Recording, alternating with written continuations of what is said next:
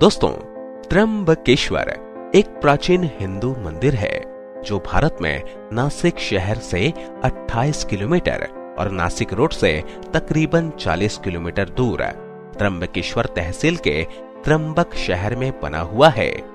यह मंदिर भगवान शिव के उन 12 ज्योतिर्लिंगों में से एक है जिन्हें भारत में सबसे पवित्र और वास्तविक माना जाता है। त्र्यंबकेश्वर ज्योतिर्लिंग की सबसे अद्भुत और असाधारण बात तो यह है कि इसके 3 मुख यानी सर हैं, एक भगवान ब्रह्मा, एक भगवान विष्णु और एक भगवान रुद्र।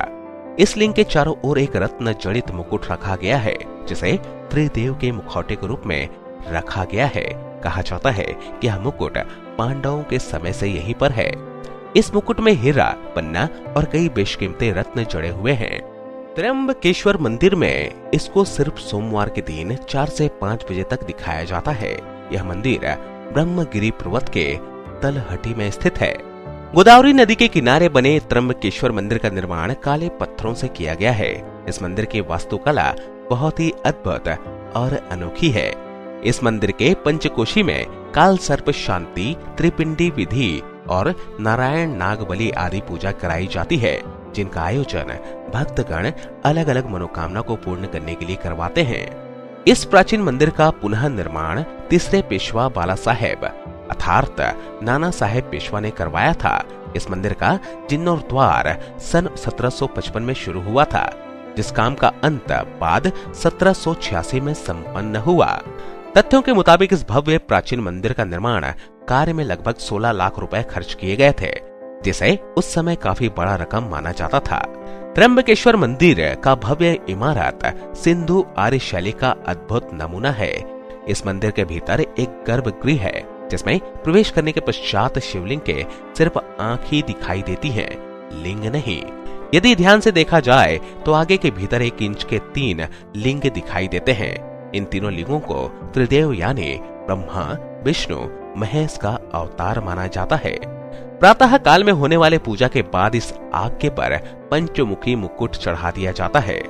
त्र्यंबकेश्वर मंदिर परिसर में कुंड है, कुशावर्त, जो गोदावरी नदी का स्रोत है। कहा जाता है कि ब्रह्मगिरी पर्वत से गोदावरी बार बार लुप्त हो जाया करती थी। गोदावरी के पलायन को रोकने के लिए गौतम ऋषि ने एक कुशा की मदद लेकर गोदावरी को बंधन से बांध दिया था। उसके बाद से ही इस कुंड में हमेशा पानी रहता है। कुशावर्त तीर्थ के नाम से जाना जाता है। कुंभ स्नान के बाद शैव अखाड़े इसी कुंड में शाही स्नान करते हैं। शिव पुराण के अनुसार ब्रह्मगिरी पर्वत के चोटी तक पहुंचने के लिए 700 चौड़ी सीढ़ियां बनाई गई हैं। इन सीढ़ियों पर चढ़ने के उपरांत राम कुंड और लक्ष्मण कुंड मिलते हैं और शिखर के ऊपर पहुंचने पर गोमुख से निकलती हुई भगवती गोदावरी के दर्शन प्राप्त होते हैं।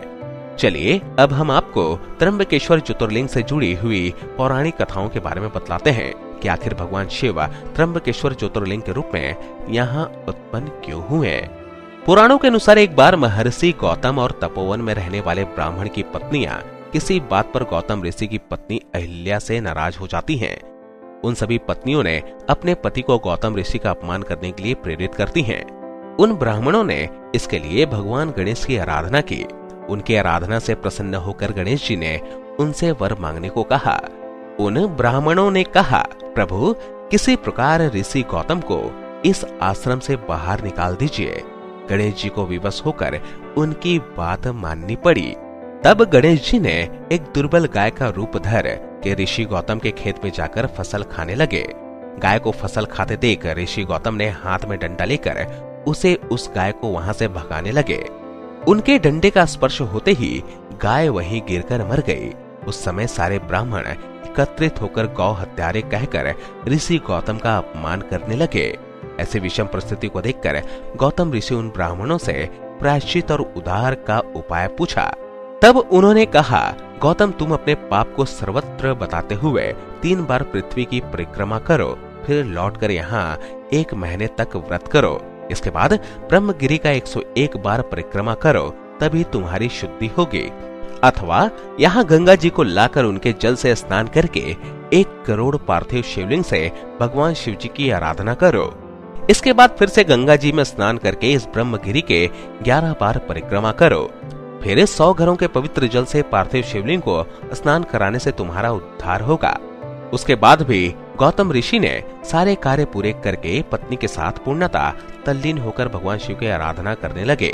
इससे प्रसन्न होकर भगवान शिव ने उनसे वर मांगने को कहा।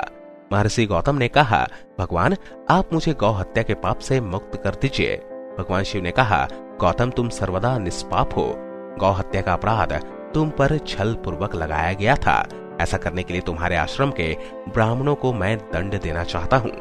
इस पर महर्षि गौतम ने कहा कि उन्हीं के उस कार्य से मुझे आपके दुर्लभ दर्शन प्राप्त हुए हैं।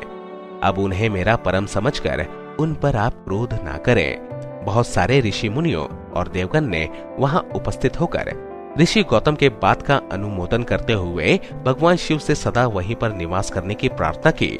फिर भगवान शिव ने उन सब की बात मानकर वहां त्र्यंबक ज्योतिर्लिंग के रूप में वहीं स्थित हो गए। त्र्यंबकेश्वर मंदिर में जब भगवान शिव की शाही सवारी निकाली जाती है तो वह दृश्य देखने लायक होता है। इस भ्रमण के समय त्र्यंबकेश्वर महाराज के पंचमुखी सोने के मुखौटे को पालकी में बिठाकर गांव में घुमाया जाता है।